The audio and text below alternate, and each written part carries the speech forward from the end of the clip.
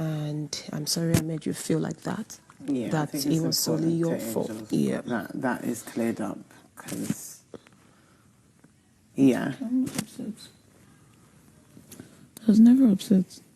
But I think it's important. It was important. Hello and welcome to another interesting episode of Kamba's World. This will be a very short one, but it's going to also be very detailed and interesting. My name is Queen Kamba. Welcome to my world. Before we go any further, do well to like, share, subscribe, leave a comment, tell me what you think. Now let's go straight to the point. So two things I want to discuss. I want to discuss about a little about Krusty's diary session, but first I want to delve into the reconciliation between Mercy, Angel, and Venita. So one thing I'll say is this: if you've been watching some of my previous videos, you already know what would have contributed to the breakdown of that friendship. So Angel, being a very calculated person and one that has been in the forefront of some of the caucuses in the house in trying to get people to be pardoned and in speaking to people to put people up for eviction, which has really worked well for her because she has been up very few times, maybe twice in general. So she has been doing a great job that has been working for her. So she mentioned to Pere that he should put Mercy up. She didn't want to put Mercy up because she knew that, okay, she knows that they're friends and she might have to answer to that outside because it would break down their friendship. And also, she just doesn't want it to look bad. So Angel wanted other people to do it for her. So I think her hope was if she convinced Pere will convince Cross, and then Mercy will be up and she will not be up.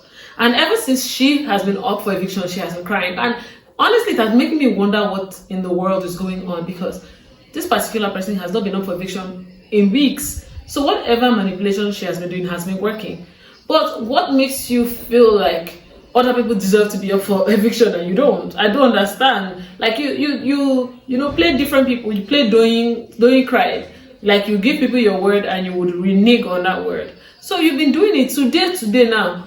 Out of 6 people that could be up for possible eviction, I mean, the odds were really not in anybody's favor, and Mercy is just lucky not to be up. Plus, I think one of the reasons why people will not put Mercy up is because they don't want to stand next to her. That's the truth. They're trying to put people who they feel if they stand next to them, they won't go home. So Angel has been crying. Mercy heard. Pere told Mercy what Angel has said to him. She heard. She put Mercy or put Venita up because Venita put her up twice, and Angel had somebody else. Told somebody else to put her up, but the person ended up choosing Mercy instead. And Mercy, was also emotional. That being said, I think today Mercy's conscience has been judging her. Like, she has been feeling really bad, and she and Venita went to meet Angel in the bed, and she confessed and said, "See, I put you people up." She was like, "Yeah, I figured you put me up, but I've never put you up. I never put you up." And I'm just like, girl, please. The first thing is this: when the whole Mercy crying in the diary room happened, and Mercy was disappointed, there was a discussion online, and people were like, you know what? Pere might be lying. Angel didn't put her up. But when Angel had her own diary session, do you know what she said to people? That she said she's surprised Mercy didn't put her up, that she would have put Mercy up. But why she didn't put Mercy up is because she felt other people put her up. Meaning she wanted Mercy to be up, she just didn't want to do the dirty work. So for her to now come and say, oh, and now talking to Mercy, saying, I didn't put you up, I respected our friendship, that's a bold-faced lie. However, when Mercy comes outside, she'll see it. So I think that there's a lot of entitled people in the house.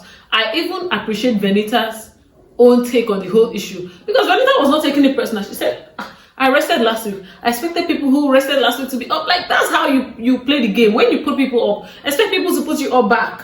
So Mercy is the bigger person in this thing, and Mercy is having guilty conscience for nothing, because the person she's having guilty conscience over was playing a game and was playing her as part of the game and wanted other people to do a dirty job. But I guess that Mercy just has a really soft spot for Angel, but it was good to see all of them settle. I have to appreciate Venita's stand for not taking things personal. When she heard that Mercy put out, she was like, yeah.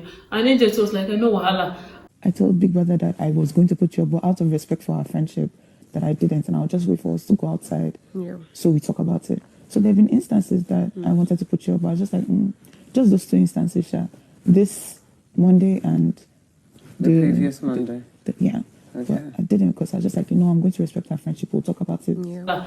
I don't know why there should be Wala before. Did you not connive against her? Anyways, that is that. But I have to commend the maturity on the side of Mercy, and I also have to commend them for being willing to put it to the side. Now the truth is this, when you have that kind of conversation, some people say, yeah, we're cool. Sometimes truly they're cool, sometimes they're not. They just want to say they're cool because they want the whole matter to end. We'll see if they're cool afterwards. Let's see how that dynamic will play out. Now moving on to Cross, I think Cross was talking to Big Brother about how Sissy is disappointed in him that she wasn't really there for him, that they know each other outside. And Cross mentioned something that I think is very important. He said one thing he doesn't really appreciate about Sissy is the fact that if you're close to her, she uses harsh tones and harsh words. And to her, that might be her love language. And I actually absolutely understand Cross. There are certain people like that. When they like you, that's when they say, oh, you do crazy, you do mad, you do bungle cigar, you are very stupid, you are foolish. Like, that's their own love language. But there are some people who don't like it. I personally don't like it. I'm sure that there was a time in my life where you know, I thought that was cool because people were telling me that, and I know me and these people are friends. Maybe that also became a part of my vocabulary, and then I started to do the same thing. But over time, I just realized, you know what, I don't want insults to be my love language. And because the truth is, if I'm in that conversation with a friend that is doing that, to be on a level playing field, for me to reciprocate that love, I have to start insulting them back. When they say, oh, you're foolish, means about you say you're foolish, you get. And it's all love. It's honestly all love. But I personally, through my evolution and my journey in life, I don't want that to be my love language. I want to be able to play, you know, and keep it simple. But for it to be a reoccurrence, I can really understand Cross. And in recent times, I don't really like that anymore. So if I run into somebody that does that, I'm sure I'll be uncomfortable. And sometimes when you run into any friendship or relationship where their love language doesn't go well with your own personal ideals in life, friendship is not by force. At the end of the day, you need to put yourself first. And that might mean loving them from a distance, which is what Cross said. So I absolutely understand, I absolutely agree with him. It doesn't make Sissy a bad person. I mean, you could tell her, like, okay, maybe you should change. But I doubt that someone like Sissy would want to stop insulting people. She has imbibed that and has accepted that as a love language. And even from my own little experience with people like that, they are not coming from a malicious place. And they have accepted it as their love language. And there's nothing wrong with that. But one thing we need to understand is, as that is your love language, that to me might be triggering or might just be very uncomfortable for me. So I don't have to accept it. So sometimes you just have to love people from a distance. So yeah, it's been an interesting few days, but I won't lie, this is a little bit dried out because the real content creators have gone. But that is what it is. That's what we get for not voting the right people to stay. And on that note, I want to say thank you for watching today's episode of Campus World. I'll see you in the next video. Bye.